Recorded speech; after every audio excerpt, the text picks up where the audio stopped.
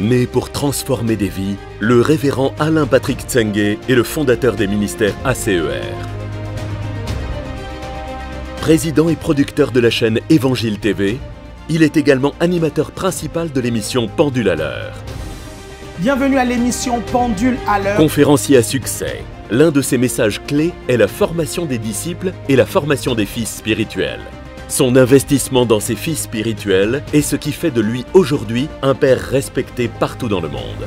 Auteur de plusieurs ouvrages, il défend en l'occurrence le message de la foi. La foi, c'est être sûr. Croit en la prospérité. Quand tu donnes l'offrande, Dieu t'apparaît en rêve, il dit qu'est-ce que tu veux. Et en la santé divine. Tous étaient guéris. Orateur apprécié pour ses messages directs et dynamiques, son ministère est accompagné par la manifestation des dons de guérison et de révélation. Mesdames et messieurs, veuillez accueillir l'homme de Dieu, l'apôtre Alain Patrick Tsengue.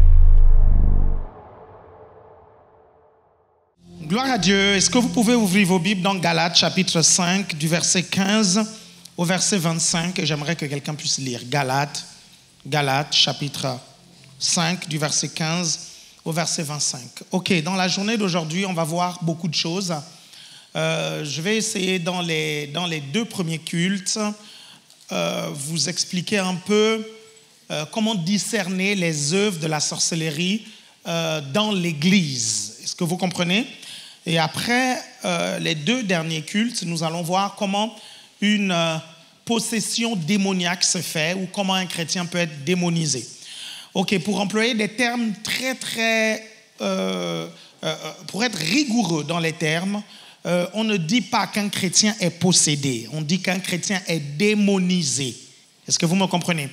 Parce que la possession démoniaque, c'est la prise totale par le démon des trois dimensions de la personne, l'esprit, l'âme et le corps. Est-ce que vous me comprenez? Par exemple, le fou de Gadara, il était possédé. Est-ce que vous me suivez? Ok? Et un chrétien ne peut pas être possédé parce que l'Esprit de Dieu habite dans son esprit et donc un démon ne peut pas entrer dans l'esprit du chrétien. Mais un démon peut entrer dans l'âme et un démon peut entrer dans la chair du chrétien. Est-ce que quelqu'un me suit ici?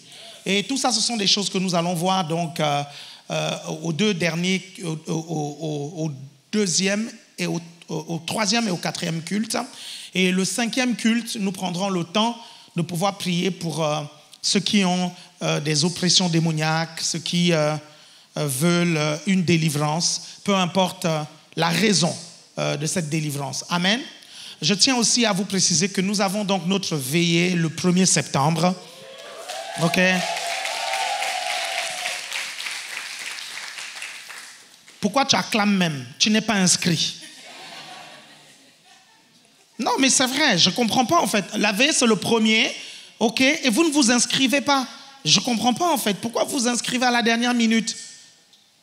Le problème, c'est que si vous vous inscrivez il n'y a que 2000 places. Si vous vous inscrivez à la dernière minute, les chrétiens d'autres assemblées vont prendre vos places.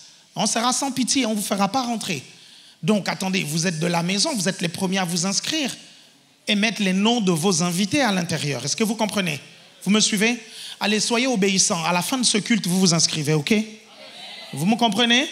Ok, donc il faut vous inscrire. Ce n'est pas normal de vous inscrire à la dernière minute. Si vous vous inscrivez à la dernière minute, c'est que vous n'êtes pas sûr de venir. Et si vous n'êtes pas sûr de venir, c'est que vous n'avez pas compris l'importance du programme. Je redis, si vous ne vous inscrivez pas, il y a deux choses. Soit vous êtes négligent, soit vous n'êtes pas sûr de venir. Vous suivez? Et si vous n'êtes pas sûr de venir, c'est que vous ne réalisez pas l'importance de ce programme-là. Nous ne faisons pas les choses par fantaisie, mes chers frères et sœurs. Nous louons une salle avec beaucoup plus d'espace, 2000 personnes, avec de la place pour prier pour les gens. Okay? Parce qu'ici, dans notre petite salle de 300 places, nous ne pouvons pas du tout correctement exercer le ministère. Et nous allons passer toute la nuit pour laisser l'onction de Dieu agir et pour que des vies soient transformées. Ce sont des nuits comme ça qui métamorphosent à jamais la vie de quelqu'un. Donc, il ne faut pas blaguer avec ça. C'est le moment d'inviter vos amis possédés. Est-ce que vous comprenez? C'est vrai. C'est le moment de les amener. C'est le moment d'amener vos collègues qui vous disent non, tout le temps je fais des cauchemars. Tu lui dis écoute, je connais une nuit. Et vous n'allez pas me dire non, le programme se fait la nuit, je ne peux pas venir. Vous étiez dans les boîtes de nuit quand vous étiez païen, donc arrêtez quoi. Donc, arrêtez, ce n'est pas une excuse, ok? Vous me suivez? Certains d'entre vous, vous faisiez le mur, ok? Vous passiez par votre fenêtre pour pouvoir aller en boîte de nuit. Donc, vous pouvez venir. Amen. Nous allons prier pour que vos parents puissent vous donner des autorisations. Amen. Et si c'est possible, il faut que vos responsables de GR, si c'est possible, que vos responsables de réseau contactent vos parents. Si par exemple, il y a un parent qui refuse, un responsable de réseau peut contacter le parent pour garantir, ok, la sécurité et l'endroit où l'enfant sera. Est-ce que vous me comprenez? Vous me suivez attentivement? Mais ne blaguez pas avec ça. Bientôt, dans 3 semaines, ok, dans 3 semaines, c'est la veillée, donc commencez déjà à vous inscrire. Est-ce que vous êtes là? Est-ce que vous me suivez? Je vais vous embêter avec ça pendant les 3 cultes. La semaine prochaine, la même chose. L'autre semaine, la même chose. Ok? J'ai pris une salle. Écoutez-moi bien. Si cette salle-là n'est pas remplie, j'annule toutes les dates que j'ai prises dans cette salle. Non, je suis sérieux. Je suis sérieux. Vous savez pourquoi? Parce qu'on a un bâtiment à acheter. Vous suivez? On met de l'argent dans un programme comme ça pour donner un coup de propulsion à votre vie spirituelle. Mais c'est de l'argent qu'on met là-bas. Est-ce que vous comprenez? Et beaucoup d'entre vous, vous ne réalisez pas ça, que ce sont des milliers d'euros qu'on met à louer dans une grande salle, à louer la sono, à louer tout ce qu'il y a pour que vous puissiez avoir un coup de boost dans votre vie spirituelle. Ce sont des programmes uniques. Est-ce que vous comprenez? Que vous ne devez pas prendre à la légère. C'est pour ça que beaucoup d'entre vous, dans des programmes comme ça, vous avez des visitations de Jésus, vous avez des visitations du Saint-Esprit. Donc ne prenez pas ça à la légère, ok? Vous savez, je ne suis pas un menteur. Hein. J'ai dit que si cette salle n'est pas remplie à craquer, j'annule tous les autres programmes. On se contente d'ici. C'est très simple. On enlève les chaises, on se sert ici. Vous êtes toujours avec moi? Vous demandez au pasteur Paulette, moi je suis très sérieux quand je prends des décisions. Ok? Très bien. Voilà, j'aime bien ton regard sérieux là. Là, il est sérieux l'apôtre. Est-ce que vous me suivez? Vous ne me faites pas le truc que vous m'aviez fait le vendredi où j'avais mon invité. Hein. Parce que si vous me faites ça, je vous dis la vérité, vous allez voir. Il y a encore des dates dans cette salle. On a de début décembre hein, et on a fin décembre. On a encore plein de dates dans cette salle-là. Ok? Et donc, on doit à tout prix la remplir. Et on peut la remplir. À Soeur Paris seulement, on est près de 2000. Seulement à Soeur Paris, près de 2000. Plus vos invités, vous allez me dire qu'on ne peut pas remplir cette salle. Non, on ne me la fait pas à moi. Ok? Non, c'est la nuit. Vous alliez en boîte de nuit, c'est faux. Vous êtes toujours là? Est-ce que tout le monde a compris? Vous qui me suivez en direct depuis chez vous, là, qui allez venir dans les autres cultes, ok? J'espère que vous avez compris. Hein, toi qui me suis au bord de la mer, hein, j'espère hein, que tu es au bord de la mer et tu regardes le culte, ok? Très bien, parce qu'il y a des chrétiens, les vacances, pendant les vacances, Dieu va en vacances. Regardez. Si pendant les vacances, Dieu va en vacances, Satan prend place. Vous me suivez? Vous êtes toujours là? Ok, très bien. On va commencer. Galates 5, du verset 15 au verset 25. Mais si vous mordez et vous dévorez les uns les autres... Les uns les autres. Remarquez bien, hein, vous allez voir qu'il parle beaucoup de conflits, de querelles là-dedans. Regardez ce qu'il dit. Hein. Il dit, si vous vous mordez et vous vous dévorez les uns les autres, ok, continue. Prenez garde que vous ne soyez détruits les uns par les autres. Est-ce que vous suivez? Continue. Je dis donc, marchez selon l'esprit, et vous n'accomplirez pas les désirs de la chair. Vous voyez que quand les gens se déchirent entre eux, ils se dévorent entre eux, ils se détruisent entre eux, c'est que la chair est devant. Est-ce que vous me suivez? C'est que la chair est devant. Donne-moi un amen. Amen. Ok, continue. Car la chair a des désirs contraires à ceux de l'esprit. Car la chair a des désirs contraires à ceux de l'esprit. Et l'esprit en a de contraires à ceux de la chair. Et l'esprit en a de contraires à ceux de la chair. Ils sont opposés entre eux. Très bien, continue. Afin que vous ne fassiez point ce que vous voudriez. Continue. Si vous êtes conduit par l'esprit. Si vous êtes conduit par l'esprit. Vous n'êtes point sous la loi. Vous n'êtes point sous la loi. Or les œuvres de la chair. Or les œuvres de la chair sont manifestes. Ce sont l'impudicité. L'impureté. L'impureté. La dissolution. L'idolâtrie. Non, arrête-toi là, on dirait que... Reprends encore. Or, les œuvres de la chair sont manifestes. L'impudicité. L'impureté. La dissolution. Tout ça, ça a un rapport avec les péchés sexuels et la débauche. Est-ce que vous me suivez? Vous savez, j'ai l'impression en écoutant beaucoup de pasteurs, que les œuvres de la chair s'arrêtent là. J'ai vraiment l'impression, vous allez voir beaucoup de pasteurs, vous comprenez, beaucoup de serviteurs de Dieu, qui Pour eux, les œuvres de la chair, c'est l'impudicité, c'est la fornication. Vous les entendez crier, oh, ah, la masturbation, ah, gna, gna, gna, gna, gna. Vous comprenez? Vous suivez? Mais quand vous les côtoyez, vous avez l'impression que le mensonge n'est pas un péché. Vous avez l'impression que l'hypocrisie n'est pas un péché. Vous avez l'impression que la manipulation n'est pas un péché. Vous avez l'impression que l'esprit de compétition n'est pas un péché pour eux. Est-ce que vous me suivez? Et ça, c'est un gros problème dans l'église. Et je commence sérieusement à être dérangé par ça. Mais sérieusement. Sérieusement. Vous entendez des pasteurs dire... je ne vais jamais m'afficher avec un impudique. Je ne vais jamais m'afficher avec un masturbateur. Je ne vais jamais m'afficher avec... Est-ce que vous comprenez? Je comprends la logique dans laquelle il le dit en fait. Mais quand tu t'affiches avec un menteur, quand tu t'affiches avec un hypocrite, quand tu t'affiches avec quelqu'un qui est dans la duplicité, quand tu t'affiches avec les gens qui causent la division, et je ne sais pas si vous me suivez. Faites attention à ça. Faites attention à ça, mes chers frères et sœurs. On ne voit pas dans la Bible Saül coucher, le roi Saül coucher avec une femme. Vous suivez ça? Mais il a été disqualifié du trône. Mais David a commis des péchés sexuels. Il n'a pas été disqualifié. Faites attention avec la façon dont vous gradez les péchés.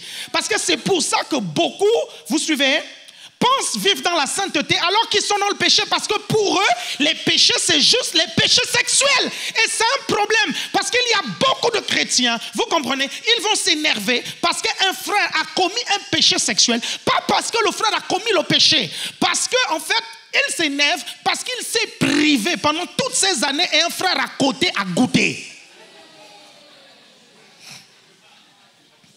Quand vous fouillez, ce n'est pas le péché.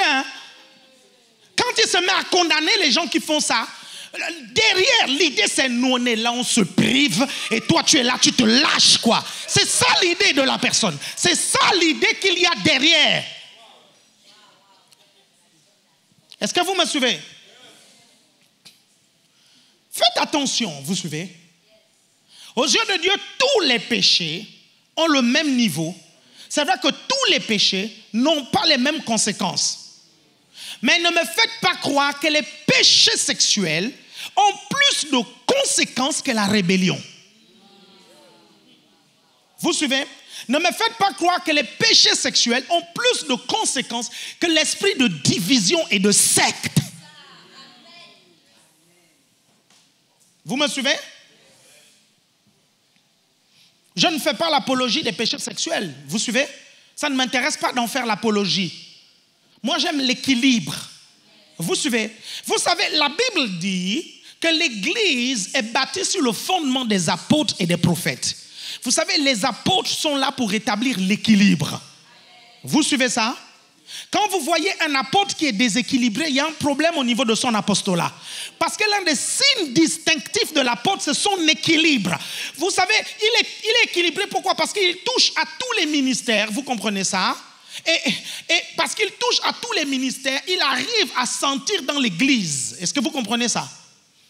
Vous êtes toujours là?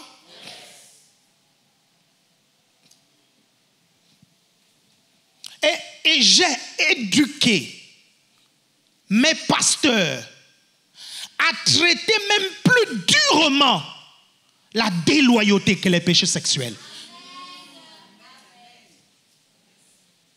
Hey, Lucifer n'a pas fait les péchés sexuels. Oh. Quelqu'un me suit ici? Il n'a pas fait les péchés sexuels. Oh. Son problème, c'était la déloyauté. Quelqu'un me suit ici?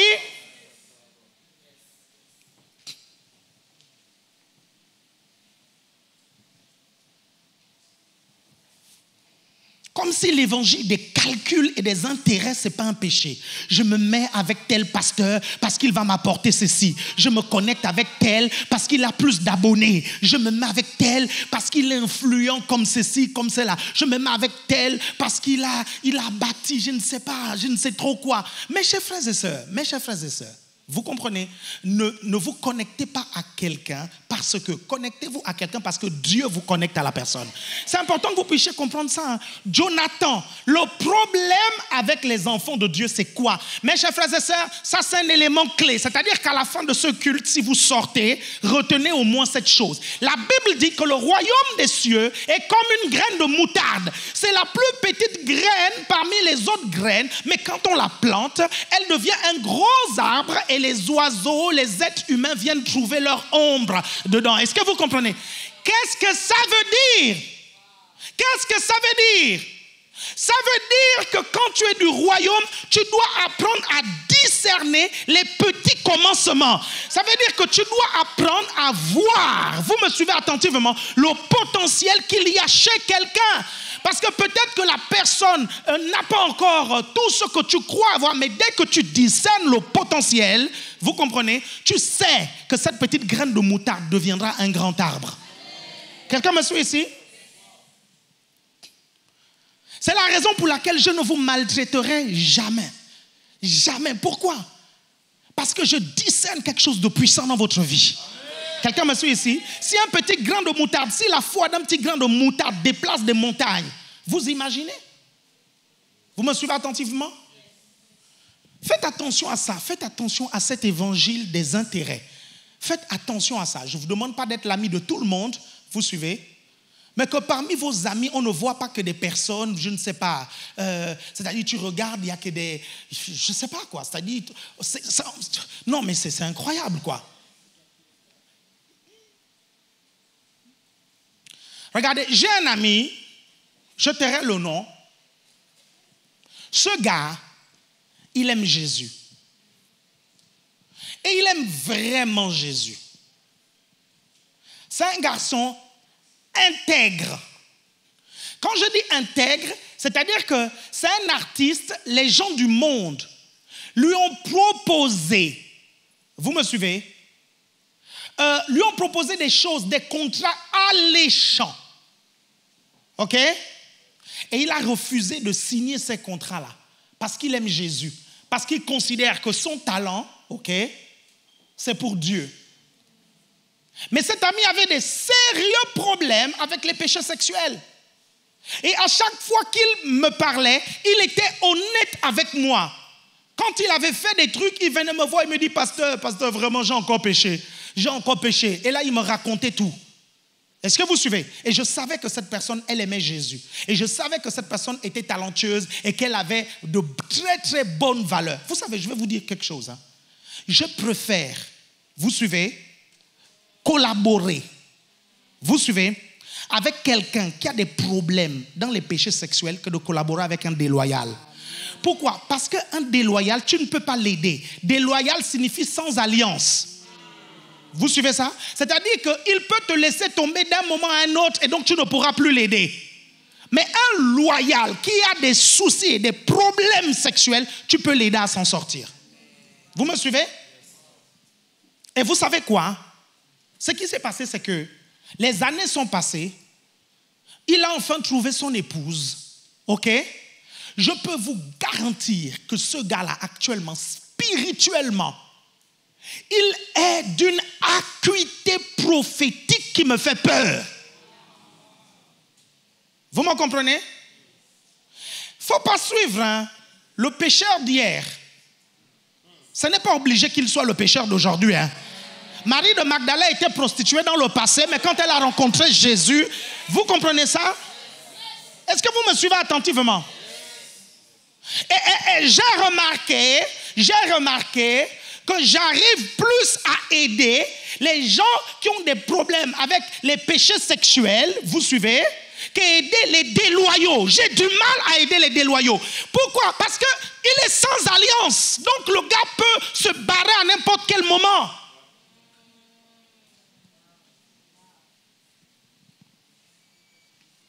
Méfiez-vous des déloyaux. Hein.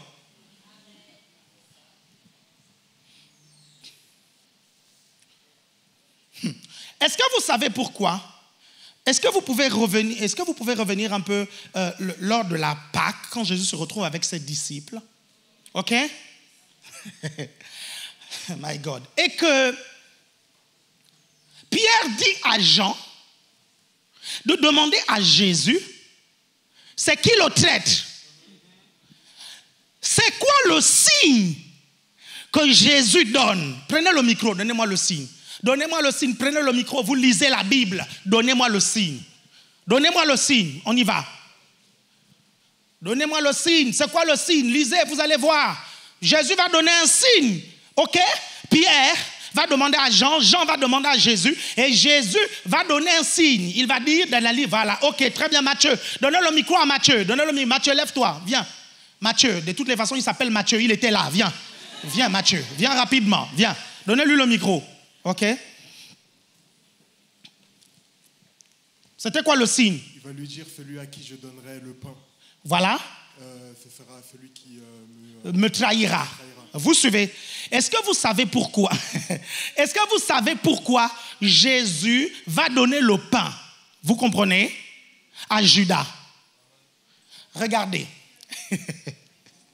Il donne le pain à Judas pour dire à Judas, toi et moi, on se sait. De la même façon que tu peux empoisonner ma nourriture, je veux te dire que j'ai découvert, tu comprends? Que toi, tu es très dangereux. Regardez le signe. Il donne la nourriture et il se regarde. Est-ce que vous comprenez ça? Parce qu'en fait, un déloyal est capable de vous empoisonner et vous ne savez même pas. Jésus donne le pain sain, la nourriture saine. Il lui dit, tiens, mange, mais toi et moi, on se sait. Moi, à l'intérieur, il n'y a rien. Mais toi, je sais que si tu me donnes là quelque chose, il y a le poison dedans. Est-ce que vous comprenez ce que je suis en train de vous dire là? Parce que, en fait, ça, ce sont des codes. Vous me suivez?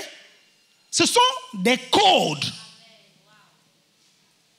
Si tu manges ça, c'est que tu reconnais que je suis un saint, que je t'aime véritablement et que je n'ai rien mis dedans. Vous me suivez? Mais si tu ne manges pas, c'est que tu reconnais que quelque part, moi, à l'intérieur, je suis comme toi. Mais Judas, en mangeant, a reconnu que Jésus n'était pas comme lui. Et Judas savait pertinemment, vous comprenez, que Jésus était un saint. Vous êtes toujours avec moi? Vous voulez qu'on avance? Pourquoi le baiser, qui est un signe d'amour, Judas l'a utilisé pour trahir Jésus?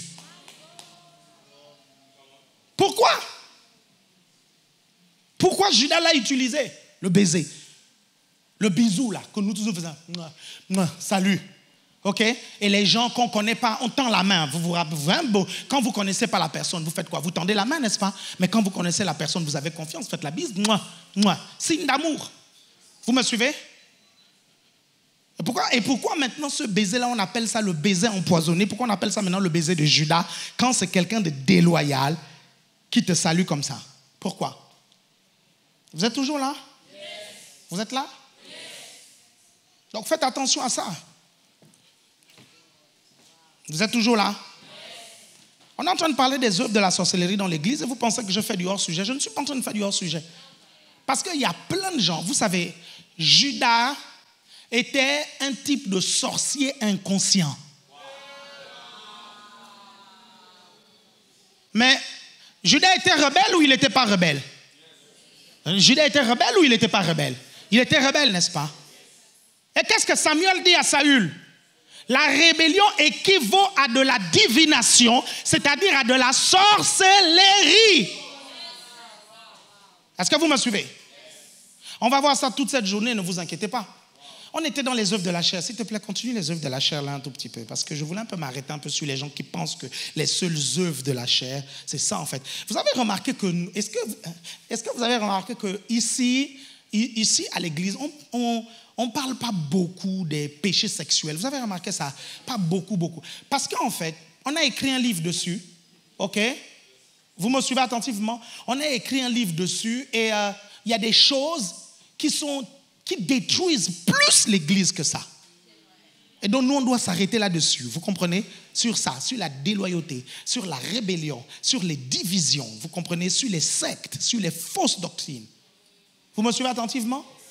J'ai écrit un livre là-dessus. Allez l'acheter. Même si je sais que certains n'achètent jamais ce livre-là en physique, ils l'achètent toujours sur Amazon. Vous suivez? Mais c'est pas grave, allez l'acheter quand même, parce que bon, c'est vrai que parfois on a l'impression que tu te trahis quand tu te balades avec un livre intitulé Libre des péchés sexuels. On dit voilà lui, voilà, il est à fond dedans, masturbator.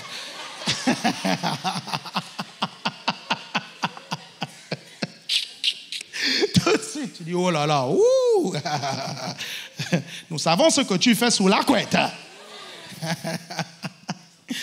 Vas-y, continue. Les œuvres de la chair, on y va. L'idolâtrie. L'idolâtrie. La magie. La magie. Est-ce que vous avez remarqué l'idolâtrie et la magie? Vous avez remarqué ça?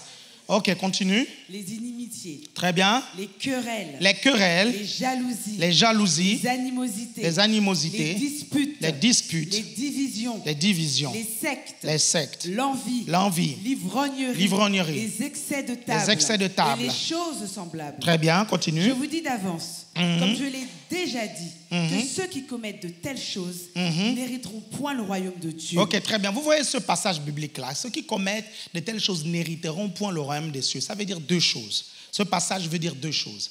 La première chose, en fait, la première chose, c'est en train de dire que les païens, les inconvertis qui commettent ces choses n'héritent pas le royaume des cieux. Ça, c'est la première chose. La deuxième explication, c'est que si tu es un chrétien et que tu commets ces choses, tu ne pourras pas correctement bénéficier de ton héritage en Christ. Parce que hériter le royaume de Dieu, c'est ça. Vous comprenez? L'héritage en Christ. Vous suivez ça? Et c'est quoi l'héritage en Christ? C'est toutes les promesses que Dieu nous fait qui nous permettent d'avoir une vie chrétienne puissante. Est-ce que vous comprenez? Pourquoi? Parce que toutes ces choses sont activées en marchant par l'esprit. Donc si tu vis par la chair, tu ne pourras pas activer toutes ces choses-là. Est-ce que vous me suivez attentivement? Vous êtes là, vous êtes trop calme. Vas-y, continue. Mais le fruit de l'esprit. Mais le fruit de l'esprit, c'est l'amour. C'est l'amour. La joie. La paix. La patience. La bonté. La bonté. La bénignité. Bénignité. La fidélité. La douceur. La tempérance. La tempérance. La loi n'est pas contre ces choses. Très bien. La loi n'est pas contre ces choses. Car ceux qui sont en Jésus, vas-y. Ceux qui sont à Jésus-Christ ont crucifié la chair avec ses passions et ses désirs. Si nous vivons par l'esprit, marchons aussi selon l'esprit. Ok, très bien. Très, très bien. Gloire à Dieu. Bon, on va rapidement entrer un peu dans le vif du sujet.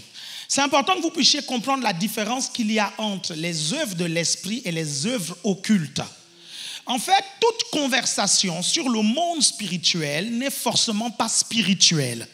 Je redis, dans la Bible, quand vous voyez l'expression spirituelle, par exemple, quand vous voyez homme spirituel, la Bible nous parle de trois types d'hommes. La Bible parle de l'homme spirituel, de l'homme charnel et l'homme animal.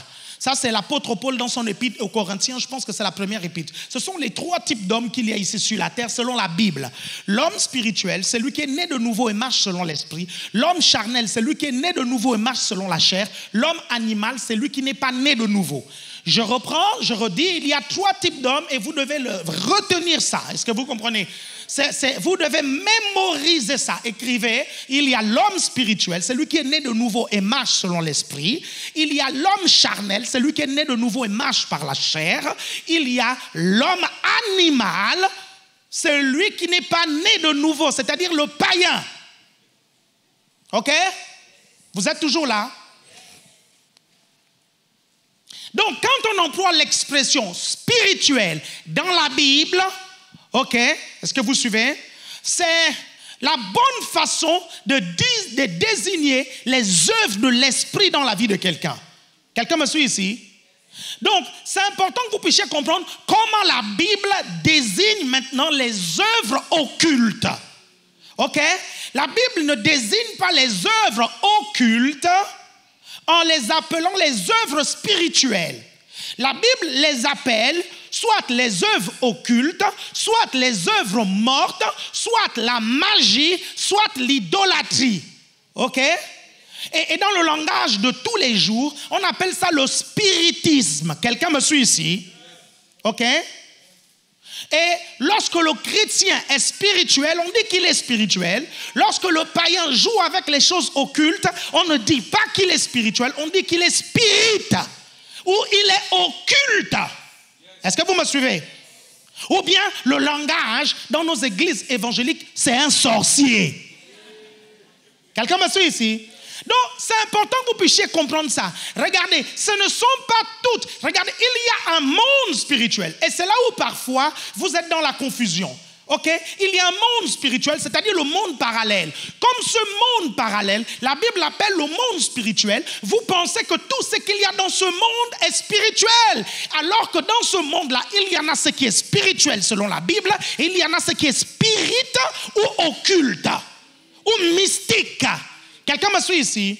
Quand on dit le monde spirituel, c'est une façon générale de désigner le monde parallèle parce qu'il y a le monde des esprits qu'on appelle le monde spirituel et il y a le monde physique. Et dans le monde des esprits, il n'y a pas que les anges et Dieu.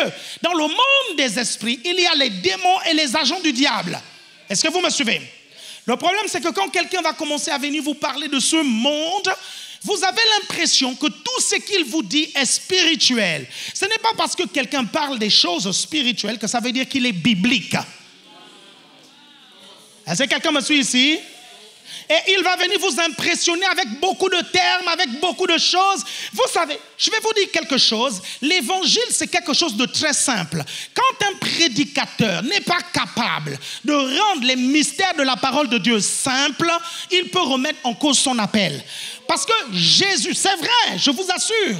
Je dis, quand un prédicateur n'est pas capable de prendre des choses mystérieuses, vous comprenez, et les rendre simples, il peut remettre en cause son appel. Parce que Jésus prenait des choses complexes et les rendait simples. Est-ce que vous me suivez? Vous êtes toujours là? Le problème, c'est que dans notre christianisme d'aujourd'hui, nous pensons que tout ce qui est compliqué, voilà ce qui est spirituel. Alors que parfois, toutes ces choses très compliquées sont juste le signe qu'il y a le diable derrière qui vous embrouille et qui ne veut pas que vous puissiez connaître la vérité. Vous ne devez pas le confondre avec ce qu'on appelle la nourriture solide. Est-ce que vous suivez? Parce que moi, lorsque je vais vous donner de la nourriture solide, tout ce que je vous dis est biblique. C'est entièrement biblique. Je prends des versets de la Bible. Le truc, c'est que ceux qui ont déjà lu la Bible de la Genèse à l'Apocalypse, ils s'en sortent. Et ceux qui n'ont pas encore lu la Bible de la Genèse à l'Apocalypse, ils ne peuvent pas s'en sortir. Ce n'est pas de ça dont je suis en train de vous parler, est-ce que vous comprenez? Ce sont ces personnes-là qui viennent avec des prédications. Oh, les 7 cieux de votre vie. Est-ce que vous comprenez? Les 7 cieux de votre vie, la Bible nous parle de 3 cieux. Il s'agit de quels 7 cieux-là? Je ne comprends pas. Et parce que le titre semble mystérieux, vous pensez que forcément, il va vous apprendre des grandes choses. Et vous pensez qu'il va forcément vous apprendre des belles choses. Est-ce que vous me comprenez? Vous êtes toujours là? Amen. Ok. Regardez, la différence entre les œuvres de l'esprit et les œuvres occultes. Les œuvres de l'esprit sont manifestes par le Saint-Esprit à travers notre esprit recréé.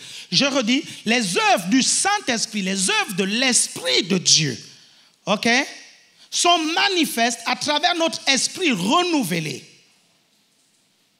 par le Saint-Esprit. Et le résultat, c'est quoi? Le résultat, c'est Galates 5, 22. C'est-à-dire le fruit de l'esprit. OK? Le fruit de l'esprit. Est-ce que quelqu'un peut me lire le fruit de l'esprit, c'est quoi? Galates 5, 22. Le fruit de l'esprit, c'est quoi? Mais le fruit de l'esprit, c'est l'amour. Donc, le résultat de ça, c'est quoi? C'est l'amour agapé. Continue. La joie. La joie. La paix. La paix. La patience. La patience. La bonté. La bonté. La bénignité. La bénignité. La fidélité. La fidélité. La douceur. La douceur. Et la tempérance. Et la tempérance. C'est ça le fruit de ça. Quelqu'un me suit ici? Le fruit des œuvres du Saint-Esprit, c'est l'amour, c'est la foi, ok, qu'on appelle aussi fidélité ici. Le mot fidélité ici, c'est le fruit de la foi. Est-ce que vous me comprenez? C'est ça les œuvres de l'Esprit. Est-ce que vous me suivez? Maintenant, les œuvres occultes, ok, ont pour origine le diable et la chair. Et leurs fruits sont les œuvres de la chair. Il y a notamment 2 œuvres de la chair ici qu'on a lues qu'il faut retenir. Et beaucoup de chrétiens ne comprennent pas ça. L'idolâtrie et la magie. Et les gens ne comprennent pas que si on met l'idolâtrie et la magie dans les œuvres de la chair, vous comprenez, alors on peut trouver la sorcellerie dans l'église. Et pourquoi on trouve la sorcellerie dans l'église? Parce qu'il y aura toujours un être humain pour faire rentrer la sorcellerie dans l'église. Et je vais aller même plus loin, parce qu'il y aura un chrétien qui n'a pas abandonné les œuvres mortes, qui est véritablement né de nouveau. Quand je dis véritablement, c'est-à-dire que son esprit a été recréé, mais il a un problème charnel en rapport avec la magie et l'idolâtrie. Ça, c'est important que vous puissiez comprendre ça. Vous me suivez attentivement? Vous me suivez attentivement? Parce qu'il y a des chrétiens, vous entendez des prédicateurs dire les sorciers ne peuvent pas entrer dans l'église. Une vraie église, les sorciers ne peuvent pas rentrer dedans. Tant que la sorcellerie, ce sont les œuvres de la chair et que l'église accepte les impudiques, bien aimés, il y aura les sorciers dans l'église. Je pense que vous ne suivez pas. Hein? Je pense que vous... Et le problème, c'est que beaucoup ne comprennent pas ça. Et c'est pour ça que vous vous retrouvez parfois avec des GR qui sont coincés. Vous ne savez pas comment. Vous ne savez même pas que le problème est spirituel lié avec la chair, les deux mélangés. Vous savez, ça, c'est le vrai cocktail, le cocktail Molotov. Vous savez, la chair plus les œuvres occultes mélangées. Mais ça vous gèle complètement le GR, ça vous gèle, et je vais vous ouvrir les yeux. Le problème, c'est que vous êtes jeunes, et parfois, quand on vous parle des choses, vous n'avez pas encore rencontré ces choses-là. Et donc, c'est comme si on vous parlait de, je ne sais pas, des choses que vous n'arrivez pas à comprendre. Mais je ne peux pas ne pas vous enseigner sur ces choses-là, parce que je sais qu'étant responsable de GR, vous ne devez pas être naïf. Vous devez avoir du discernement. Quelqu'un me suit ici. Vous savez, j'avais votre âge et même moins que ça. 16 ans, ok? 15, 16, 17 ans. On m'avait déjà appris à discerner les œuvres de la sorcellerie. Vous suivez, dans un groupe de personnes. On m'avait appris à le faire. Est-ce que vous me suivez? Je n'étais pas là naïf en marchant en disant non, il ne peut pas y avoir de la sorcellerie dans l'église parce que la présence de Dieu est là. Nanani, nanana. Oh, mes chers frères et sœurs. Est-ce que la présence de Dieu n'est pas dans des chrétiens nés de nouveau? Vous me suivez? Mais pourquoi on trouve les œuvres de la chair dans ces chrétiens-là? Et la Bible nous dit que la magie et l'idolâtrie, ce sont les œuvres de la chair. Vous me suivez attentivement? Vous êtes là? Et c'est tout ça que je vais vous expliquer. Vous inquiétez pas pendant tous ces 3 cultes. Et je vous montrerai à travers les Écritures comment discerner ces choses-là. Et vous allez comprendre pourquoi il ne faut pas marcher par la chair, ok? Parce qu'en fait, on se rend compte que la chair et la sorcellerie sont du même camp. Est-ce que vous suivez? Et que, non, vous ne m'avez pas suivi. Vous ne m'avez pas suivi. Quand on voit tout ce qu'on a vu là, on voit que la chair et la sorcellerie sont dans le même camp, ok? Vous suivez? L'amour et marcher dans l'esprit et la foi, c'est dans le même camp. Est-ce que vous me suivez? Donc, choisissez le camp de l'amour, laissez le camp de la chair. Est-ce que vous me suivez? Sinon, beaucoup, vous allez tomber dans la sorcellerie et je vous raconterai des histoires au 2e, au 3e culte où des chrétiens sont tombés dans la sorcellerie. Est-ce que vous comprenez? Et certains chrétiens ne s'attendaient même pas à tomber dedans. Mais ça a commencé par la chair. Quelqu'un me suit ici? Par la chair. Je connais quelqu'un ici. Elle avait même le titre de pasteur stagiaire. Elle n'est plus ici à l'église, elle est partie. Vous suivez? La personne est aujourd'hui dans le monde. Elle a fini comment? À visiter les magnétiseurs. Vous suivez? Pourquoi? Parce que quand elle était ici, on lui parlait des œuvres de la chair. Elle ne comprenait pas. Et quand je parle des œuvres de la chair, je vous en prie, est-ce que vous pouvez un peu laisser la masturbation de côté? Ce n'est pas de ça dont je parle, vous comprenez ça? Parce que quand je parle des œuvres de la chair, vous pensez masturbation, vous pensez impudicité, vous pensez non. Et tu ne penses pas que la jalousie, ce sont les œuvres de la chair. Tu ne penses pas que les critiques, ce sont les œuvres de la chair. Tu ne penses pas que les divisions dans le GR, ce sont les œuvres de la chair. Tu ne penses pas que les inimitiés, il y a des personnes, quand tu vas raconter au frère Christian, je prends un exemple, que le frère Gary a dit ceci et cela sur toi, qu'est-ce que tu veux créer dans le cœur de Christian contre le frère Gary? Qu'est-ce que tu veux créer? Au moment où la Bible dit l'amour couvre une multitude de fautes. Qu'est-ce que tu veux créer dans le cœur de ton frère? Et surtout que tu déformes les propos parce que toi-même tu sais que tu as des problèmes avec le frère Gary. Donc tu rajoutes, tu mets du sel, tu mets des choses là-dedans et tu ne te rends pas compte que ce sont les œuvres de la chair et ça c'est le camp de la sorcellerie.